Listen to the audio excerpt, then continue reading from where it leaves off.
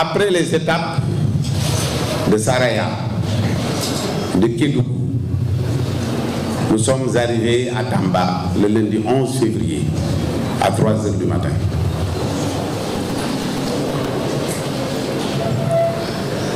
Quand nous nous sommes réveillés, nous avons entendu par la presse qu'il y avait des altercations dans un quartier où logeait une partie de notre convoi, composé essentiellement de nos militants et de vaillants journalistes qui nous accompagnent. Ces altercations ont causé la perte d'une vie humaine. Quand nous sommes sortis de l'hôtel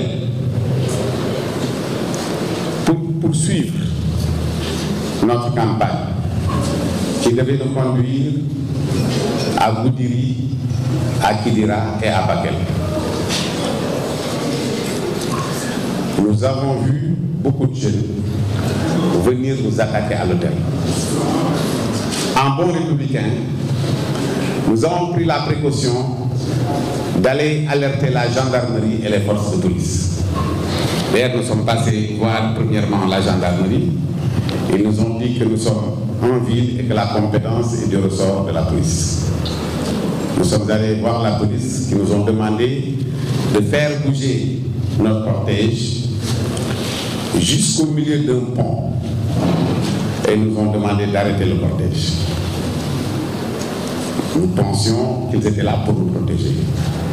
Au Kenya, c'était tout le contraire.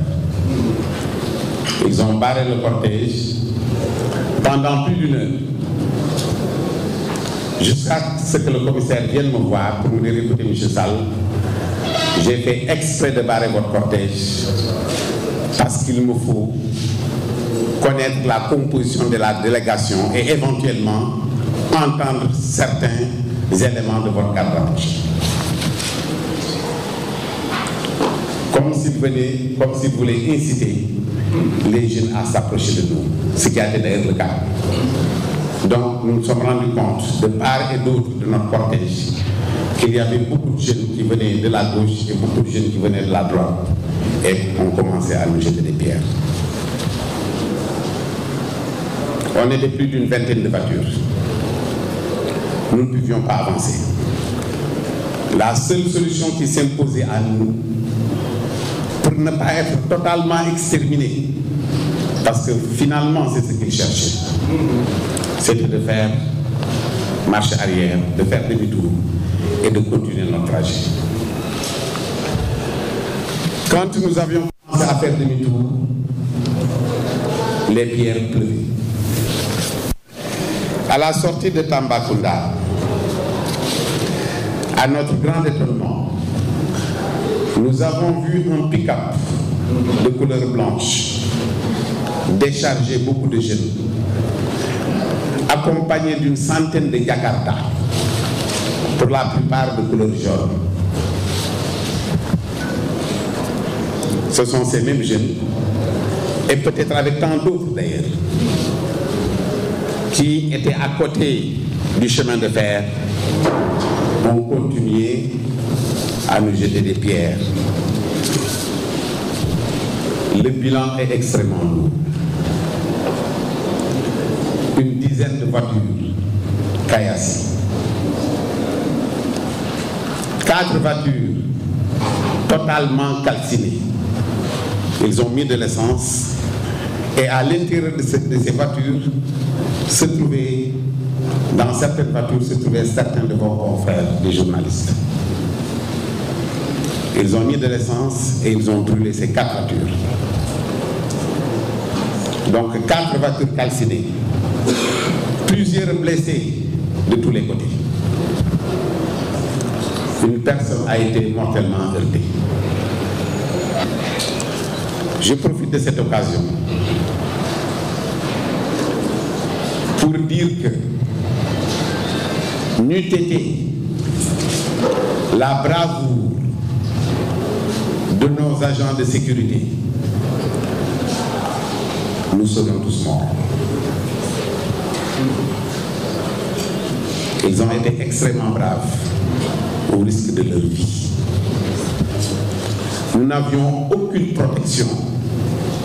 Tout au contraire, nous avions senti dans cette affaire une complicité du commissaire de police de la commune de Tambacounda. Nous n'avions aucune protection, n'est-ce pas, des forces de l'ordre. Nous avons donc continué notre bonhomme de chemin sur Goudiri et Kidira. C'est quand nous sommes arrivés à Goudiri que la gendarmerie a commencé à nous prendre en charge. Naturellement, si vous me suivez bien, rien à Tamba, rien au moment où tout le caillassement se faisait. Ce n'est qu'à Goudiri que la gendarmerie a commencé à nous prendre en charge. Nous avons quitté Goudiri, cap sur Kidira. À l'entrée de Kidira, quand nous partions à Kidira de Goudiri, on nous a dit la gendarmerie est à Kidira pour vous protéger. Alors quand nous sommes arrivés à l'entrée de Kidira, nous avons vu 17 véhicules de gendarmes, naturellement remplis, 17 véhicules remplis de gendarmes, armés jusqu'aux dents. Et nous nous sommes dit, écoutez, c'est peut-être pas pour nous protéger qu'ils sont aussi nombreux. Mais le colonel s'est approché de moi, il m'a parlé pour me dire, écoutez, M. Sall, sur instruction du procureur, nous devons entendre votre garde rapprochée. C'était tellement simple de nous le dire depuis très longtemps. Mais nous n'avons aucun problème. Mais j'ai dit, mon colonel, pas de problème, mais ils sont là, vous pouvez les entendre. Ce qui a été fait. Je pense qu'à leur grand étonnement, d'ailleurs, ils se sont rendus compte que les informations qu'ils ont dû recevoir avant de nous voir n'avaient rien à voir avec la réalité.